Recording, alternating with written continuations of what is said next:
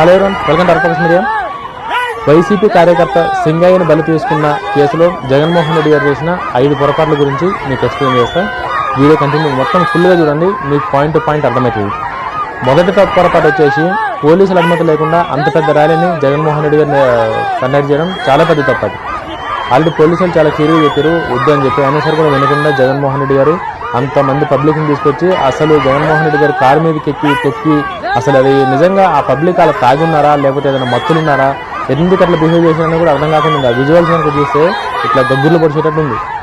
ఎవడన్నా సరే కూడా అట్లా రాజకీయ నాయకుడు కారు మీదకి ఎక్కి బాటన్ మీదకి వచ్చి ఎవడన్నా ఎగురుతాడా? జగన్మోహన్ రెడ్డి గారి కాన్వాయ్లో జరిగింది ఇది.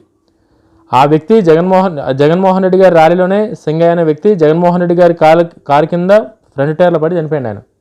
ఇట్లా పాపం ఆయన ఇట్లా రోడ్డుకు రాసుకుంటూ పోయింది. ఆ కారు బుల్లెట్ ప్రూఫ్ కారు, చాలా హ్యూజ్ వెయిట్ ఉంటుంది, అట్లా రాసుకుంటూ పోయింది రోడ్డు మీదకి వెళ్ళి పాపం ఆ ముసలాయనని. సెకండ్ ప్రాబ్లం వచ్చేసి సింగయ్య మరణం వెనక చక్రాల కింద పడి మరణించిన ప్రమాదం కాదు, ముందు చక్రాలతో ఆ వ్యక్తిపై తల నుంచి వెళ్ళింది.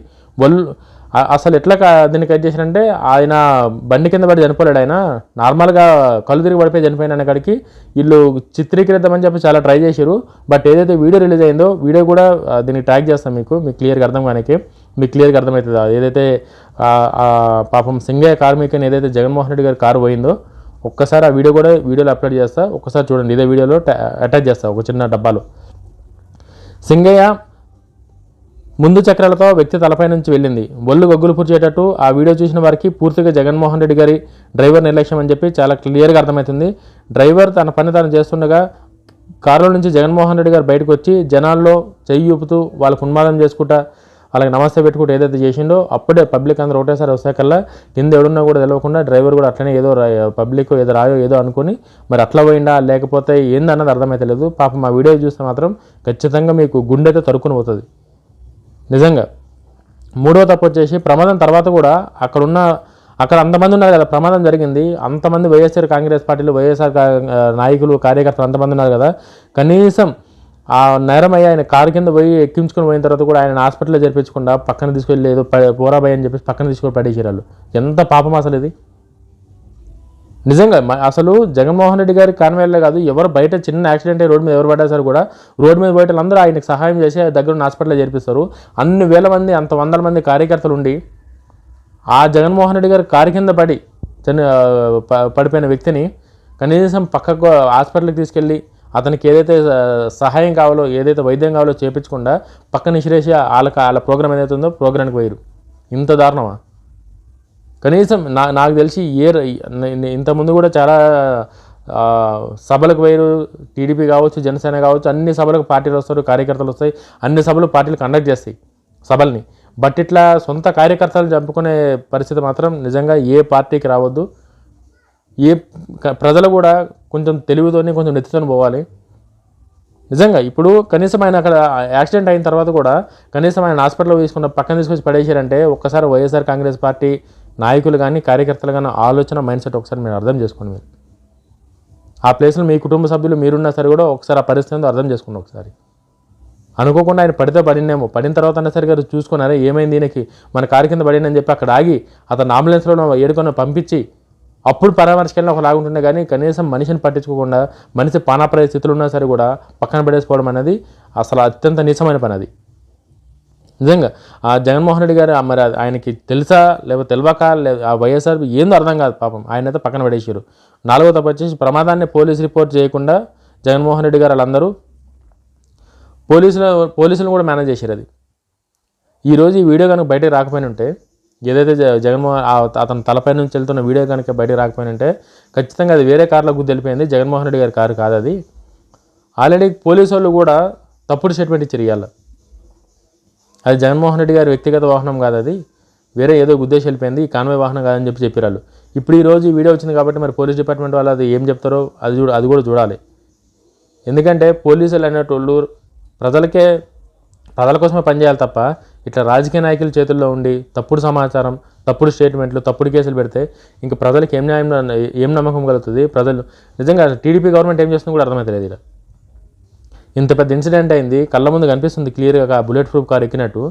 గవర్నమెంట్ హోమ్ మినిస్టర్ ఈ నారా లోకేష్ గారు నారా చంద్రబాబు నాయుడు గారు ఏం చేస్తున్నారో అసలు ఈ కేసుని కనుక వీళ్ళు కనుక సీరియస్గా తీసుకోకపోతే ఇంకా గవర్నమెంట్ ఉన్నా లేకున్నా ఒకటే. ఎవడు అవనదే కాదన్నా ఇదే వాస్తవం. ఈయన సింగయ్య కేసు కనుక తీసుకోకపోతే సీరియస్గా టీడీపీ గవర్నమెంటు ఇంకా గవర్నమెంట్ ఉన్నా ఒకటే లేకపోయినా ఒకటే నా దృష్టిలో. 5వ తప్పు, నేరాన్ని తుడిచేసి సాక్ష్యాలను మార్చే ప్రయత్నం. అంబటి రాంబాబు గురించి మాట్లాడడం నాకు ఇష్టం లేదు ఓపెన్గా చెప్పాలంటే. బట్ అంబటి రాంబాబు ఇంకా జరిగిన తప్పుని కప్పిపుచ్చుకోవడానికి తన నియోజకవర్గం కాబట్టి అడ్డమైన వేషాలన్నీ చేసి ఆ కేసుని లేకుండా ట్రై చేసిండు. ఇది జగన్మోహన్ రెడ్డి గారి విశ్వసనీయత. ఇటువంటి విశ్వసనీయత కోసం ప్రజలు పిచ్చోళ్ళలాగా జగన్మోహన్ రెడ్డి గారు వెనక పరిగెడతారు. దేనికి పరిగెడతారో కనీసం మీరని ఆలోచించండి. రే పోయేటప్పుడు ఎవరైనా సరే ప్రతి ఒక్కరికి నాకు ఒక నాయకుడు నచ్చుతాడు, ఒక సినిమా హీరో నచ్చుతాడు, క్రికెట్ ప్రతి ఒక్కరికి నచ్చుతారా. నచ్చేటప్పుడు ఏడికి పోవాలో ఏడికి పోవద్దో తెలిసి ఉండాలిరా మీ నెత్తులకి. మీ కుటుంబాలు ఏమైతే ఆలోచించండి రా ఫస్ట్. పిచ్చినా కొడుకులాగా పోయి వాళ్ళు మందిస్తే మందు ఈ అడ్డమైన బిర్యానీ కోసం ఆశపడి అసలు రోజుల దగ్గర పోయి ఎందుకు రా సావునట్టు తలపెట్టుకుని వస్తారు మీరందరూ. ఇప్పుడు మీ కుటుంబాన్ని దిక్కేవాడరా. కనీసం యాక్సిడెంట్ అయిందని తెలిసి కూడా హాస్పిటల్లో చేర్పించుకుని పోయేటోళ్ళు అలారా మీ కుటుంబాన్ని ఆదుకుంటారని నమ్ముతారు ఇంకా మీరు.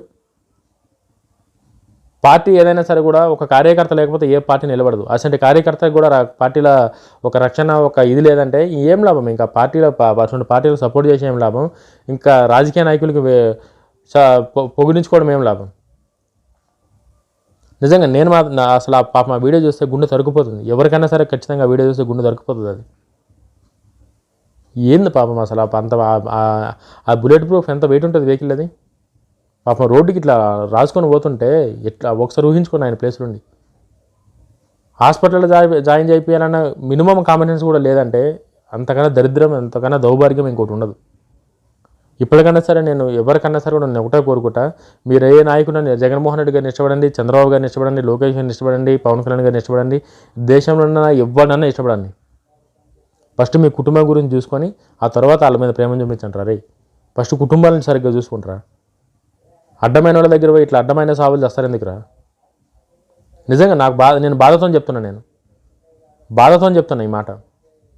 ఎక్కడ అవసరం లేదో తెలిసి ఉండాలి. మనం ఎక్కడికైనా పోతున్నామంటే ఏమవుతుంది. జగన్మోహన్ రెడ్డి గారి దగ్గర పోకపోతే ఏమవుతుంది ఆయనకి. ఏం సాధించింది ఆయన. వాళ్ళందరూ పిచ్చి పట్టినట్టు దుంకుతున్నారు కారు మీదకి ఎక్కి. కింద మనిషి ఉన్నా సరే కూడా సోయి లేకుండా ఉన్నారంటే వాళ్ళు మందు దాగి ఉన్నారా లేకపోతే మెంటల్ గాలి ఉన్నారా ఏందో అర్థమైతే. నిజంగా చాలా బాధాకరం. మిత్రులారా దయచేసి చెప్తున్నా, మీరు పార్టీకి ఓటేయండి, పార్టీకి సపోర్ట్ చేయండి, మీకు ఇష్టమైన నాయకుడికి సపోర్ట్ చేయండి. ఎవ్వరు కాదంటలేరు. బట్ ఏడికి పోవాలో ఎటువంటి పరిస్థితులు పోవాలో పరిస్థితులు ఎట్లున్నాయో చూసుకొని మీ కుటుంబం గురించి ఆలోచించి పోవాలని చెప్పి అయితే మాత్రం ప్రతి ఒక్కరికి కోరుకుంటున్నాను. రాజకీయాలు ఎవరికి అన్నం పెట్టాయి. నేను క్లియర్గా చెప్తున్నా, రాజకీయ నాయకులు ఎవడికి ఒక ముద్ద పెట్టడు. వాళ్ళ అధికారం వాళ్ళకి అవసరం. ఏ నాయకుడని అంతే. మీ కుటుంబానికి మీరేందో మీరు దాన్ని ఆలోచించుకొని మీరు నిర్ణయం తీసుకోండి. మీరు ఓటేయండి, సపోర్ట్ చేయండి, మాట్లాడండి. అంతేగాని ఇదేంద్ర ఆయన ఇట్లా పిచ్చి పట్టినట్టు పోయి పిచ్చోళ్ళలాగా బిహేవ్ చేసేది. ఇంకెవ్వరు కూడా ఇటువంటి పొరపాటు చేయకుండా మీరు అవసరమైతే వెళ్ళండి, అవసరం లేకపోతే వెళ్ళకండి. డబ్బుల కోసమో, మందు కోసమో, బిర్యానీ కోసమో, 500 నోటు కోసమో, 1000 రూపాయల నోటు కోసమో ఇటువంటి అడ్డమైన ర్యాలీలో పాల్గొని మీ ప్రాణాల మీద తెచ్చుకోకండి. జై హింద్.